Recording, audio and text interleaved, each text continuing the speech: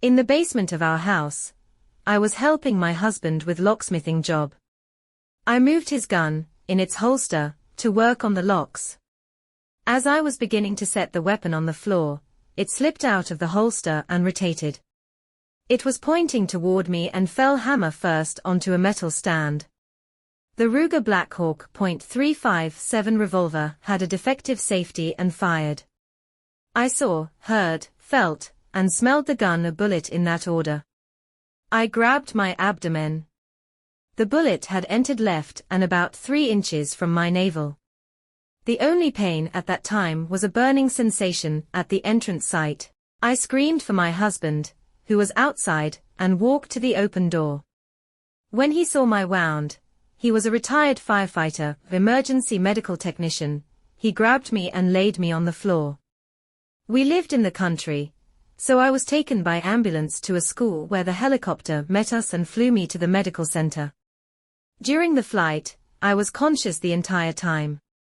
As we landed at the hospital, the paramedic radioed that my BP was 50-0.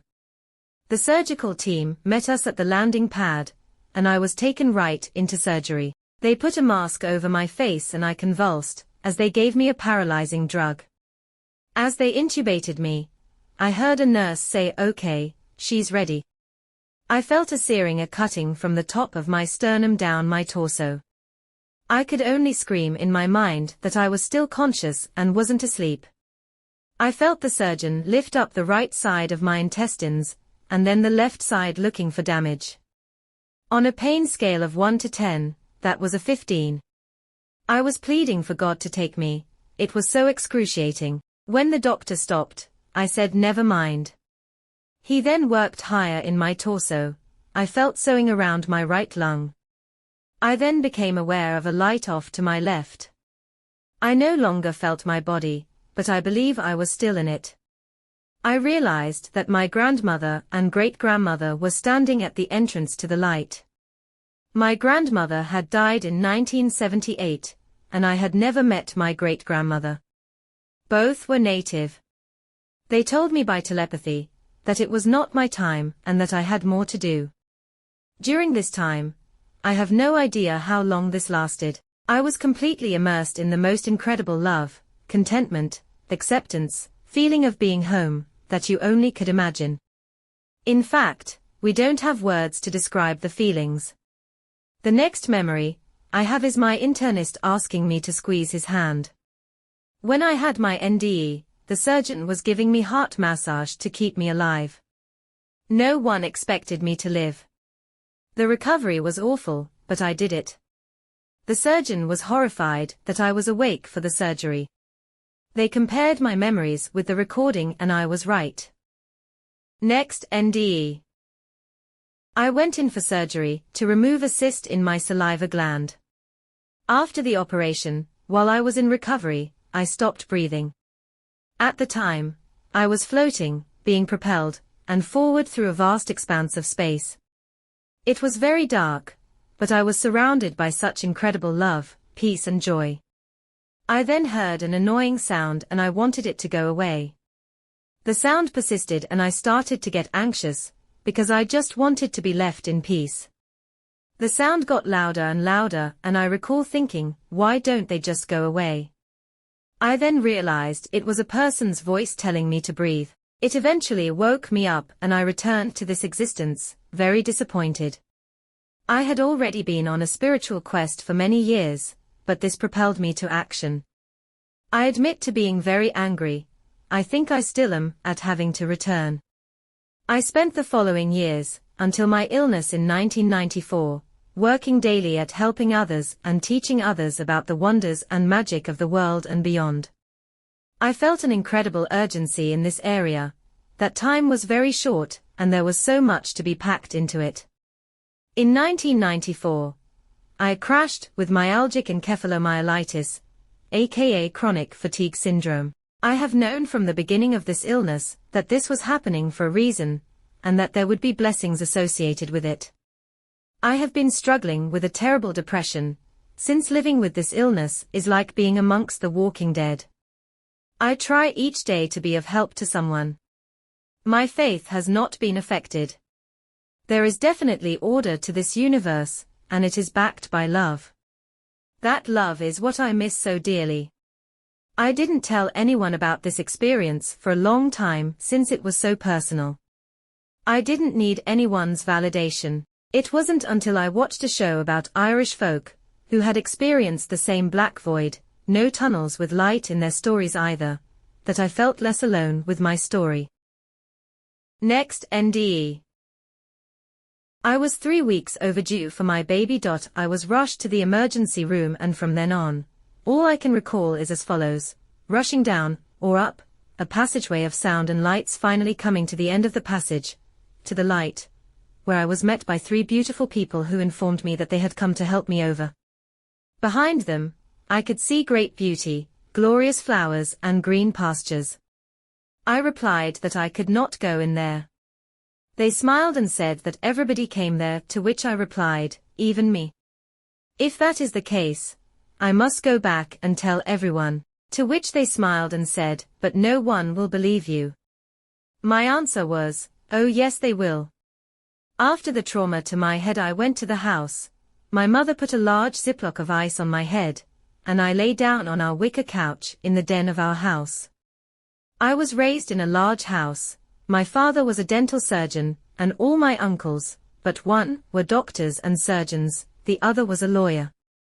For the next 11 days, passing my 5th birthday, I couldn't bear the light, and was very drowsy. The day I went to the hospital, my family was to fly to Minnesota, and my mother nagged my father to take me to a doctor a neighbor had recommended.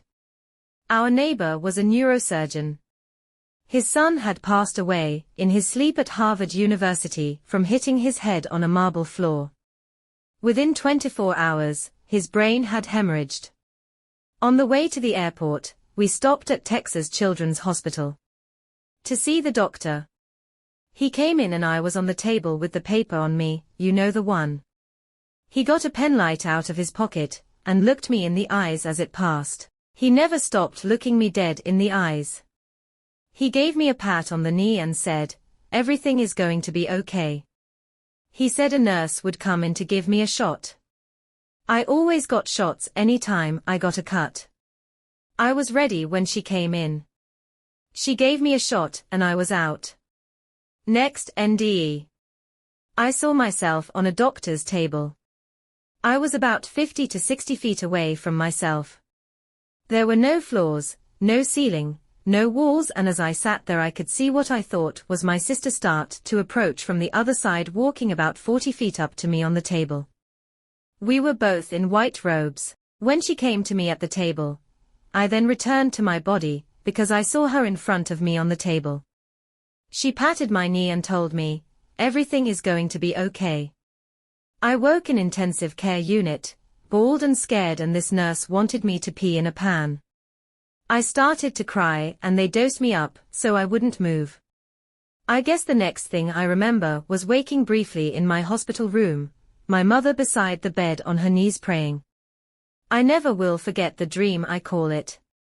I made a full recovery. 5 children I knew as a child died of the same trauma within 24 hours. How I lived for 11 days only God knows. Next NDE. After weighing me, the nurse told me that the doctor wanted to take off 6 kilos.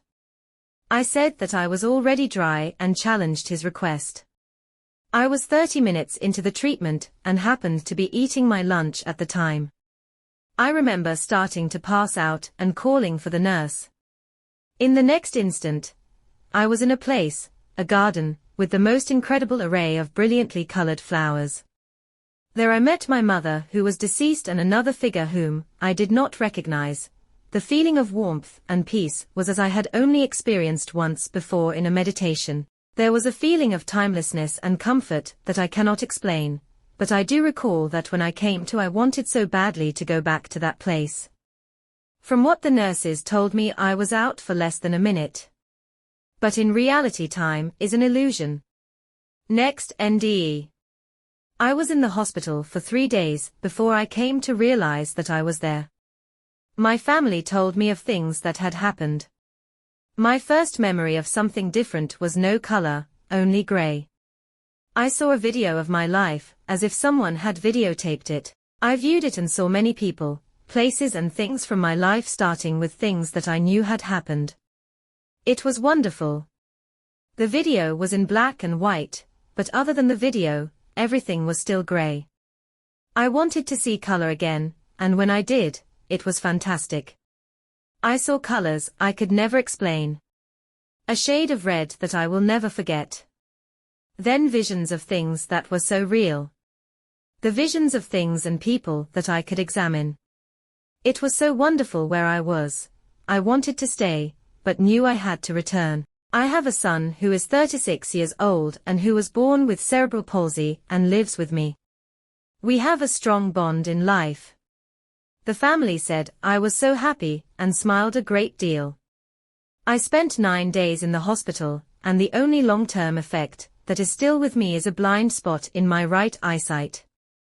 This blind spot is hard to describe, because there is a nothingness. When I meet other people that have had a stroke, I ask them about their experiences, and none has been like mine. I don't know where I was, but I do know that it was a place like my dear beloved father had told me about when I was a child. Such wonderment.